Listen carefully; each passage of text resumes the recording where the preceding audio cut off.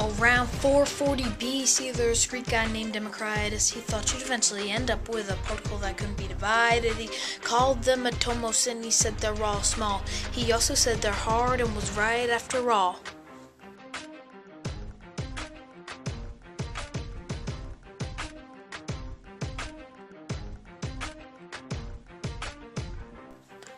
The next guy's Aristotle, and was also a philosopher of the same style, except he thought nothing could not be cut too small. He thought it'd never end, but that wasn't right at all.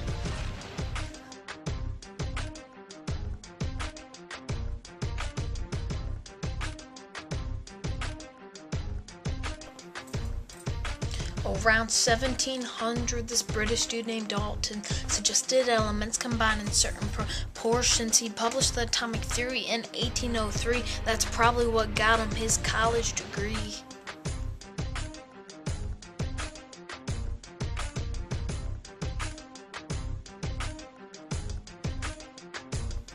And in 1897, another British dude named Thomson found a mistake in the theory made by Dalton. He discovered there were particles in the atom floating. This meant that he could divide it even smaller, and he called it plum pudding. He experiments with something called cathode ray tube. It kind of looks like a ray gun, but later we'll find out that they're not now called electrons.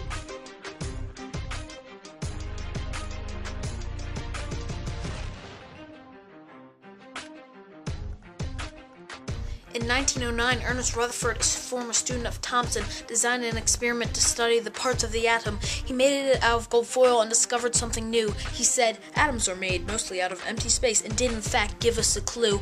And in 1911, he revised his theory model of the atom. He proposed a tiny, extremely dense, positively charged part, even smaller than the smallest tip of an extremely small dart, was located in the center of the atom. He called it the nucleus, and let's leave it to that then.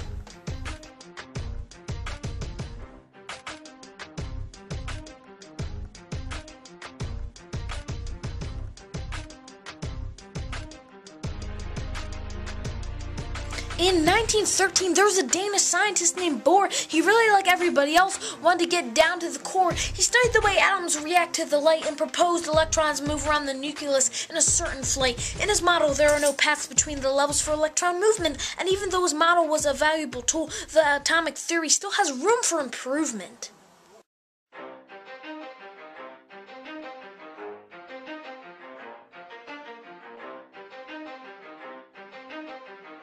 This, my friend, is the end of my atomic theory rap. You may have thought it cool or you may have thought it crap, but I don't really care if you like it or not, 'cause I did it for Miss Coslin, and I hope she liked it a lot.